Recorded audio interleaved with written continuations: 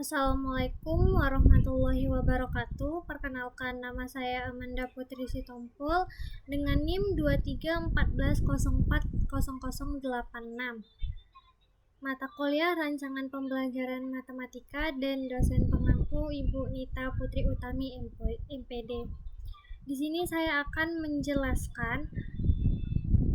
Yang pertama ada modul ajar, yang kedua ada asesmen dan penilaian, yang ketiga ada program remedial, yang keempat ada program pengayaan, dan yang kelima ada program olimpiade.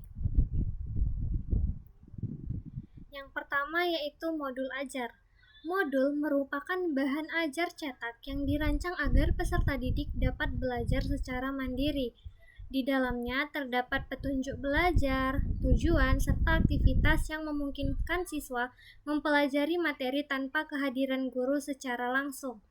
Nah, modul disusun secara sistematis dan terarah agar siswa dapat memperoleh kompetensi yang dibutuhkan, sekaligus mengevaluasi hasil belajarnya. Penggunaan modul membantu meningkatkan efisiensi dan efektivitas pembelajaran dari segi waktu, tenaga, maupun fasilitas. Modul ajar adalah perangkat pembelajaran yang disusun berdasarkan kurikulum untuk mencapai standar kompetensi yang ditetapkan.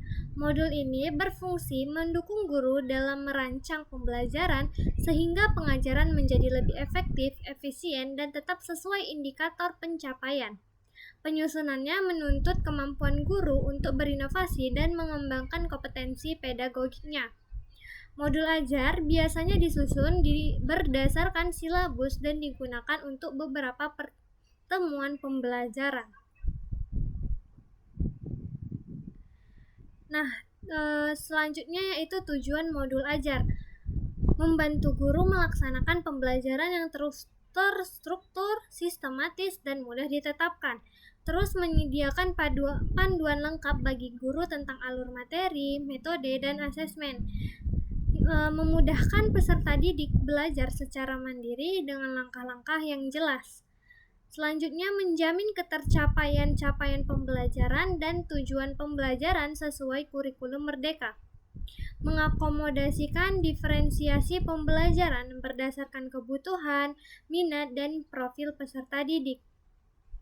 Selanjutnya ada menyediakan bahan ajar, lembar aktivitas, dan asesmen yang sesuai dengan karakteristik materi. Mendukung keberlanjutan proses belajar melalui refleksi, umpan balik, remedial, dan pengayaan. Dan yang terakhir, meningkatkan efektivitas pembelajaran dengan bahan yang menarik, relevan, dan kontekstual. Selanjutnya ada manfaat modul ajar. Yang pertama, mempermudah siswa belajar secara mandiri karena modul sudah dilengkapi petunjuk, contoh, dan latihan yang dapat diikuti tanpa pendampingan langsung dari guru. Yang kedua, memberikan panduan belajar yang terstruktur sehingga siswa mengetahui tujuan, langkah-langkah pembelajaran, dan kompetensi yang harus dicapai. Yang ketiga, membantu siswa memahami materi secara bertahap melalui penyajian materi yang sistematis, mulai dari pengenalan konsep hingga latihan penguatan. Yang keempat, mendukung guru dalam merancang pembelajaran karena modul menyediakan alur kegiatan, metode, serta asesmen yang siap digunakan atau dimodifikasi. Yang kelima, menjaga konsistensi dengan kurikulum sehingga proses pembelajaran tetap selaras dengan tujuan, capaian pembelajaran, dan indikator kompetensi. Yang keenam, memudahkan siswa mengakses materi kapan saja, baik saat belajar di kelas maupun di rumah, sehingga meningkatkan kemandirian belajar. Dan yang terakhir, mendukung diferensiasi pembelajaran, karena modul dapat disesuaikan dengan kebutuhan, kemampuan, dan gaya belajar peserta didik yang berbeda. Nah, faktor-faktor modul ajar. Yang pertama ada kesesuaian dengan kurikulum, di mana modul harus disusun berdasarkan capaian pembelajaran, alur tujuan pembelajaran, dan standar kompetensi yang berlaku. Yang kedua, karakteristik peserta didik, di mana perbedaan Kemampuan, minat, gaya belajar, dan kebutuhan khusus siswa memengaruhi bentuk, isi, dan tingkat kedalaman modul. Yang ketiga ada kompetensi dan kreativitas guru, di mana guru perlu memiliki kemampuan pedagogik, penguasaan materi, serta kreativitas dalam merancang modul yang menarik dan mudah dipahami. Yang keempat, struktur dan sistemasi materi, di mana penyajian materi harus runtut, logis, dan bertahap agar memudahkan siswa mengikuti proses belajar secara mandiri. Yang kelima, ketersediaan media dan sumber belajar. Modul akan lebih efektif jika didukung media pembelajaran yang sesuai, seperti gambar, video, contoh soal, atau alat peraga. Yang keenam ada bahasa dan keterbacaan, di mana bahasa yang digunakan harus jelas, komunikatif, dan sesuai tingkat perkembangan kognitif siswa. Yang ketujuh ada kualitas evaluasi dalam modul. Adanya latihan, asesmen, dan umpan balik dalam modul membantu mengukur ketercapaian kompetensi dan memahami kesulitan siswa. Dan yang terakhir, relevansi dengan kehidupan nyata, di mana modul yang dikaitkan dengan konteks nyata membuat pembelajaran lebih bermakna dan mudah dipahami. Selanjutnya ada fungsi modul ajar, di mana memberikan panduan pembelajaran yang jelas dan terarah, terus mendukung belajar mandiri bagi peserta didik, menjadi sumber belajar utama yang sistematis, membantu pengembangan kompetensi siswa secara bertahap, menjadi pedoman guru dalam merancang pembelajaran, terus menyediakan alat evaluasi untuk mengukur hasil belajar, dan yang terakhir mendorong inovasi guru dalam merancang kegiatan belajar. Adapun komponen-komponen dari modul ajar ini, yang pertama ada informasi umum mencakup identitas modul, kompetensi awal, profil pelajar Pancasila, sarana dan prasarana, target peserta didik, model dan pendekatan pembelajaran. Dan ada komponen inti, di mana ada tujuan kegiatan pembelajaran, pemahaman bermakna, pertanyaan pemantik, kegiatan pembelajaran, terus ada asesmen dan penilaian, refleksi guru dan peserta didik, lampiran, bahan bacaan, glosarium, dan daftar pustaka. Nah, ini ada contoh dari modul ajar. Kita akan melihat contoh modul ajar yang lebih lengkap.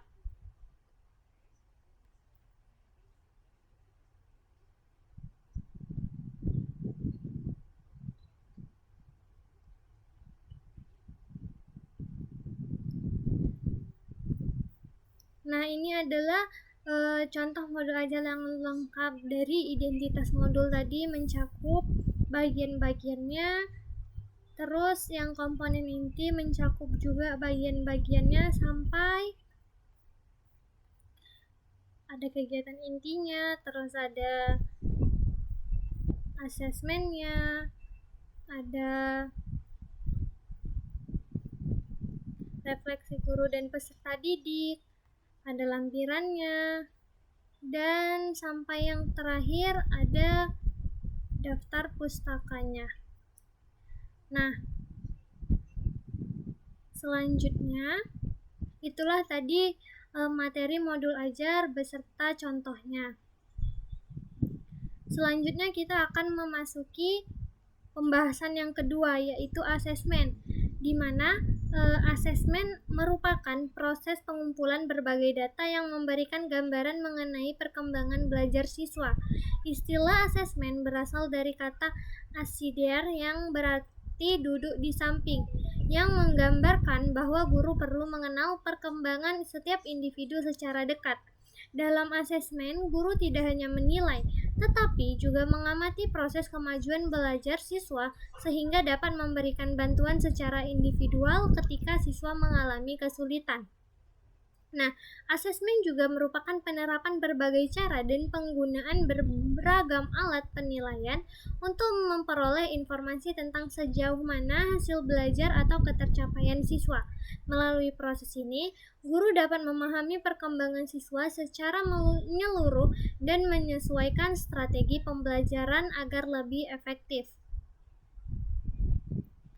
Tujuan dari asesmen ini yang pertama ada mengetahui tingkat pencapaian kompetensi peserta didik, mengidentifikasi kekuatan dan kelemahan peserta didik dalam proses belajar, memberikan informasi dasar untuk merancang pembelajaran berikutnya, menilai efektivitas strategi, metode, dan media pembelajaran yang digunakan guru, terus memberikan umpan balik kepada peserta didik untuk meningkatkan proses dan hasil belajar. Selanjutnya ada menetapkan nilai atau keputusan akhir mengenai ketuntasan belajar, terus mengarahkan perbaikan pembelajaran melalui remedial, pengayaan, atau diferensiasi. Terus ada mendukung pengambilan keputusan yang objektif dalam penilaian perkembangan belajar, memberikan informasi kepada orang tua tentang capaian belajar anak, dan yang terakhir mendukung akuntabilitas sekolah dalam proses pendidikan. Selanjutnya ada manfaat asesmen, di mana yang pertama memantau perkembangan belajar siswa secara berkelanjutan sehingga guru mengetahui kemajuan dan perubahan kemampuan setiap siswa. Yang kedua, mengidentifikasi kesulitan belajar yang dialami siswa sehingga guru dapat memberikan bantuan yang tepat dan personal.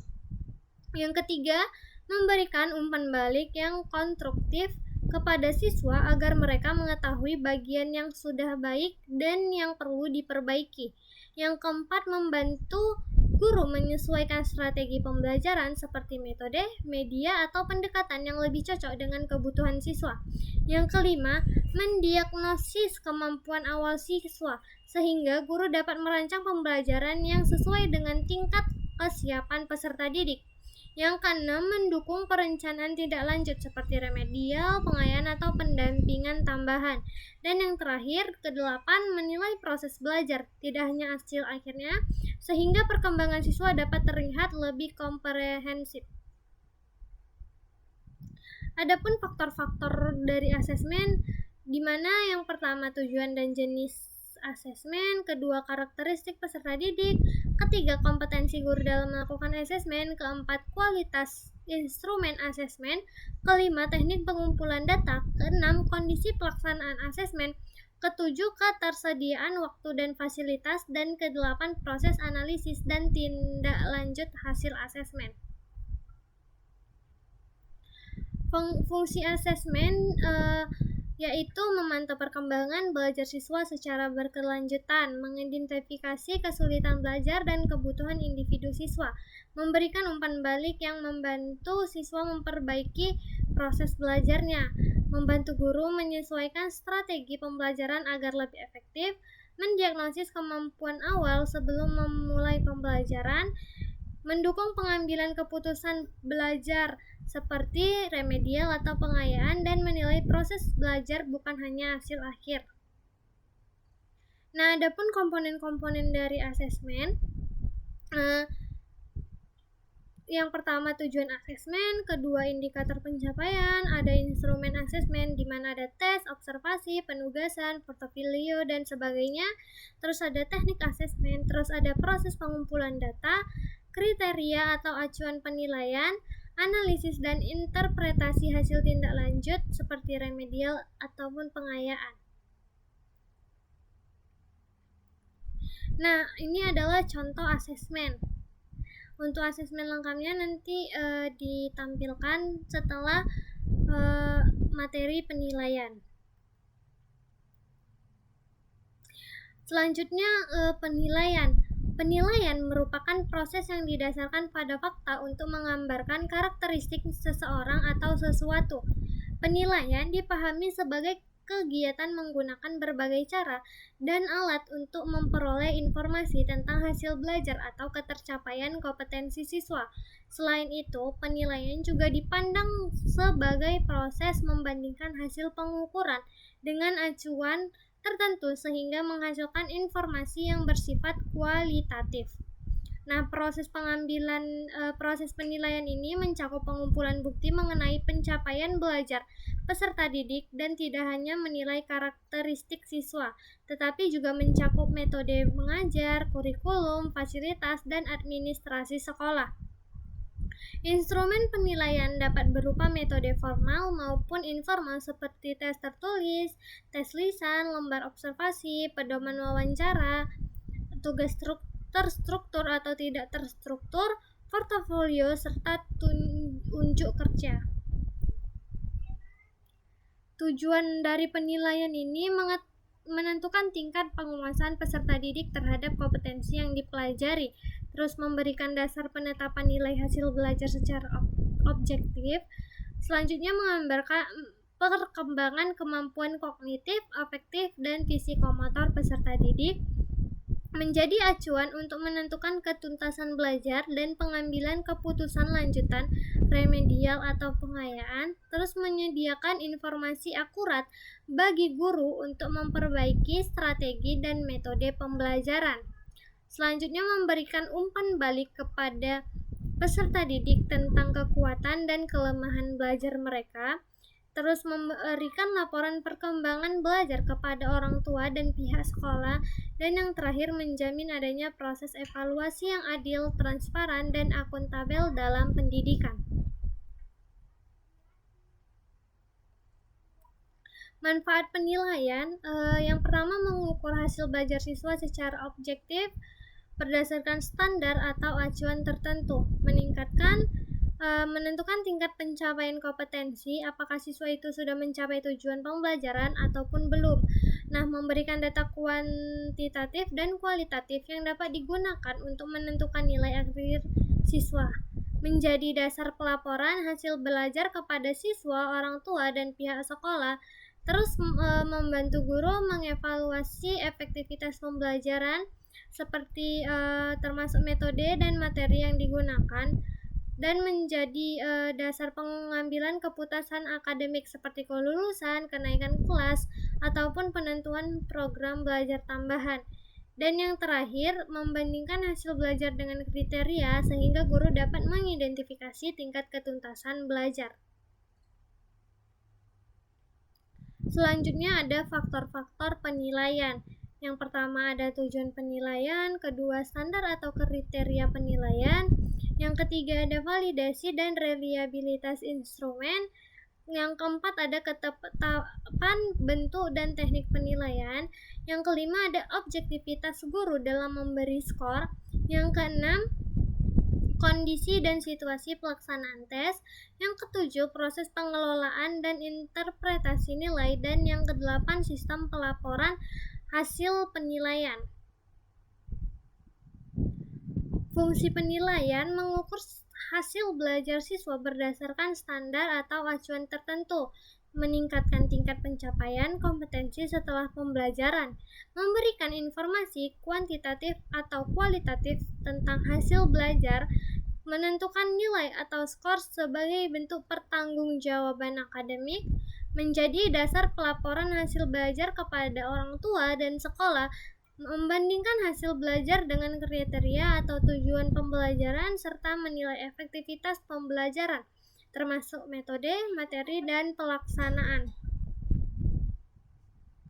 Adapun komponen-komponen dari penilaian, yang pertama ada tujuan penilaian, bentuk penilaian seperti pengetahuan, keterampilan, sikap, terus ada instrumen penilaian, ada kisi-kisi penilaian, ada rubrik atau pedoman pengskoran, proses pelaksanaan penilaian, pengelolaan dan analisis nilai, dan pelaporan hasil penilaian.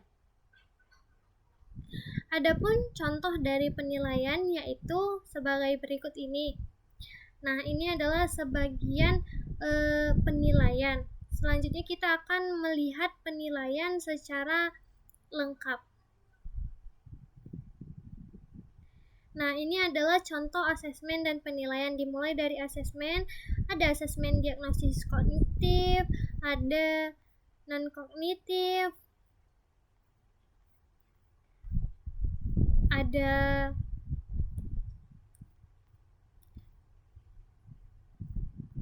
formatif, dan ada asesmen sumatif. Nah, selanjutnya yaitu kita masuk ke bagian penilaian, di mana penilaian itu ada penilaian pengetahuan, penilaian sikap, Dan yang terakhir ada penilaian keterampilan. Itulah contoh dari asesmen dan penilaian. Selanjutnya, setelah dari asesmen dan penilaian, kita lanjut ke materi ketiga, yaitu program remedial. Program remedial adalah kegiatan perbaikan dalam pembelajaran yang bertujuan membantu siswa mengatasi kesulitan belajar agar mencapai pemahaman yang lebih baik, di mana remedial bersifat menyembuhkan dan membetulkan, dilakukan secara struktur untuk memperbaiki kemampuan siswa yang tertinggal. Dalam prinsip belajar tuntas, remedial berkaitan erat dengan pengayaan. Karena dalam satu kelas terdapat siswa yang cepat, sedang maupun lambat, sehingga ketiganya pengayaan, belajar tuntas, dan remedial tidak dapat dipisahkan. Program remedial diberikan kepada siswa yang belum menguasai materi setelah evaluasi diagnostik dilakukan. Kegiatan ini merupakan bantuan khusus untuk meningkatkan prestasi dan kemampuan siswa agar mampu mengejar keterketinggalan, memahami materi yang belum dikuasai, dan mengikuti pembelajaran reguler tanpa hambatan. Secara keseluruhan, remedial adalah bentuk layanan bantuan yang diberikan guru kepada siswa yang mengalami kesulitan belajar agar mencapai hasil sesuai kemampuan mereka. Tujuan remedialnya peserta didik memahami diri sendiri, terutama terkait prestasi belajar, sehingga dapat mengenali kelemahan dan kemampuan belajar. Yang kedua, memperbaiki dan mengubah cara belajar menjadi lebih baik dan efektif. Yang ketiga, memilih materi dan fasilitas belajar yang sesuai dengan dibutuhkan. Yang keempat, mengembangkan sikap dan kebiasaan positif untuk meningkatkan hasil belajar. Yang kelima, ada menyelesaikan tugas belajar dengan baik setelah mengatasi hambatan belajar. Dan yang terakhir, mengembangkan kebiasaan belajar baru yang lebih produktif. Manfaatnya yaitu membantu peserta didik memahami kemampuan dan kelemahan diri dalam belajar, membantu memperbaiki cara belajar agar lebih efektif dan efisien, terus memudahkan peserta didik dalam memilih materi dan fasilitas belajar yang paling sesuai dengan kebutuhannya, terus mendorong terbentuknya sikap dan kebiasaan positif yang mendukung keberhasilan belajar. Ada membantu peserta didik menyelesaikan tugas belajar setelah hambatan belajarnya teratasi. Terus ada mengembangkan kebiasaan belajar baru yang lebih produktif dan berkelanjutan. Selanjutnya ada fungsi dan komponen dari program remedial. Yang pertama, fungsinya itu mengidentifikasi kesulitan belajar yang dialami peserta didik, memberikan dasar bagi guru untuk menentukan jenis bantuan atau perlakuan yang tepat.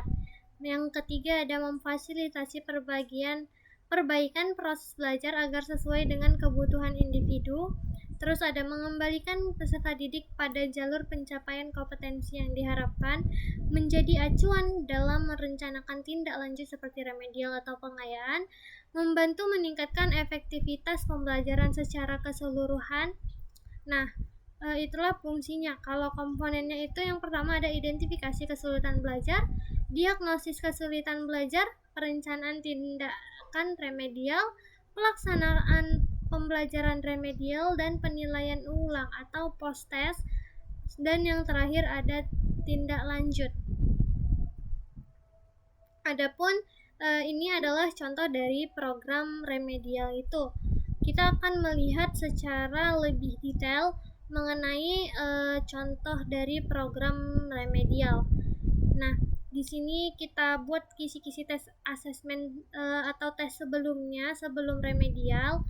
Terus selanjutnya kita tengok hasil asesmennya.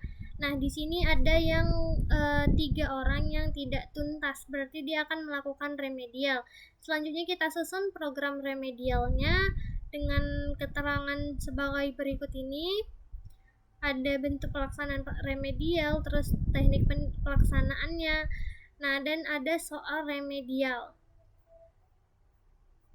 serta sampai rubrik penilaiannya.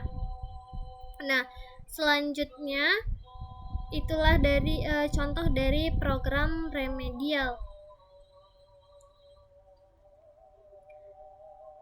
Dan materi selanjutnya yaitu program pengayaan, di mana program pengayaan adalah kegiatan pembelajaran tambahan yang diberikan kepada siswa yang belajar lebih cepat atau memiliki kemampuan akademik tinggi. Tujuannya untuk membantu mereka mengembangkan potensinya secara optimal dengan memanfaatkan waktu luang setelah menyelesaikan tugas utama. Pengayaan berisi aktivitas yang memperkaya dan memperluas pengetahuan, seperti tugas tambahan, eksplorasi materi yang lebih mendalam, atau kegiatan belajar di luar kelas. Pengayaan bukan akselerasi, tetapi memberi kesempatan bagi siswa untuk mendalami materi lebih luas dan kompleks.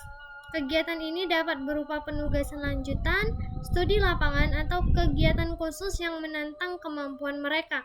Secara umum, pengayaan membantu siswa tetap produktif, tidak bosan, dan tidak mengganggu teman lain karena mereka telah selesai lebih cepat dalam belajar. Selanjutnya, tujuan dan manfaat dari program pengayaan. Tujuannya mengembangkan potensi peserta didik yang belajar lebih cepat, terus memberikan tantangan tambahan agar siswa tidak bosan dalam pembelajaran. Yang ketiga, memperluas dan memperdalam pemahaman siswa terhadap materi. Yang keempat, mengoptimalkan waktu belajar siswa yang sudah menyelesaikan tugas utama, membantu siswa mencapai kemampuan berpikir lebih tinggi atau high order thinking. Nah, selanjutnya ada manfaat, di mana siswa dapat memanfaatkan waktu luang dengan kegiatan yang lebih produktif, membantu siswa mengembangkan kreativitas dan kemampuan eksplorasi. Dan yang ketiga, mencegah siswa cepat bosan atau mengganggu teman lain, menumbuhkan rasa percaya diri karena mendapat tantangan sesuai kemampuan, memperkuat keterampilan akademik melalui materi tambahan yang lebih luas. Selanjutnya ada fungsi dari pengayaan, di mana ada fungsi mengembangkan kemampuan siswa di atas standar minimal. Terus ada fungsi pencegahan, mencegah munculnya perilaku negatif akibat kebosanan. Terus ada diferensiasi, di mana memberikan layanan pembelajaran sesuai kebutuhan individual. Terus ada stimulasi atau menstimulasi siswa agar terus tertantang dan bersemangat belajar. Dan yang terakhir, fungsi mendalam, di mana memberikan kesempatan siswa untuk mendalami konsep lebih kompleks. Selanjutnya ada komponen dari pengayaan ini, di mana ada identifikasi siswa yang cepat belajar, terus ada tujuan pengayaan, materi pengayaan, metode atau strategi pembelajaran, ada kegiatan atau tugas pengayaan, waktu pelaksanaan, penilaian hasil pengayaan, bimbingan guru, dan tindak lanjut. Adapun contoh dari program pengayaan. Nah, ini adalah contoh dari program pengayaan. Kita akan melihat contohnya yang lebih jelas. Nah, ini ada program pengayaan.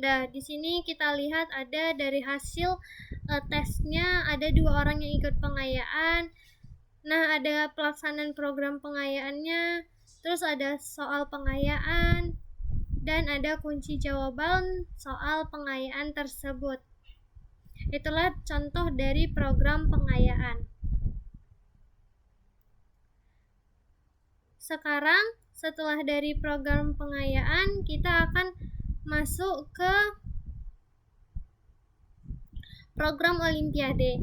Program merupakan rangkaian kegiatan yang disusun berdasarkan harapan dan tujuan yang saling berkaitan untuk mencapai satu sasaran tertentu. Dalam pendidikan, program identik dengan perencanaan, persiapan, dan desain pembelajaran yang berfungsi memberikan arah dan strategi dalam mencapai tujuan belajar. Perencanaan yang baik membantu proses pembelajaran berjalan teratur, efektivitas, serta sesuai kebutuhan, karena langkah-langkah yang disusun dapat dilaksanakan dengan mudah dan tepat sasaran. Olimpiade adalah bentuk kompetisi di bidang ilmu, termasuk matematika yang mencakup aljabar, geometri, teori bilangan, dan kombinatorik. Berbeda dengan pembelajaran matematika di sekolah yang lebih banyak menggunakan rumus matematika. Nah, matematika Olimpiade ini menekankan penalaran logis dan pemecahan masalah tingkat tinggi. Dengan demikian, program Olimpiade adalah kegiatan belajar terencana untuk mempersiapkan peserta didik mengikuti kompetensi sains atau matematika pada berbagai tingkat lomba. Tujuannya itu mengembangkan bakat dan minat siswa SMP, MTS maupun MA dalam bidang matematika agar mampu berkreasi dan berinovasi sesuai kemampuan.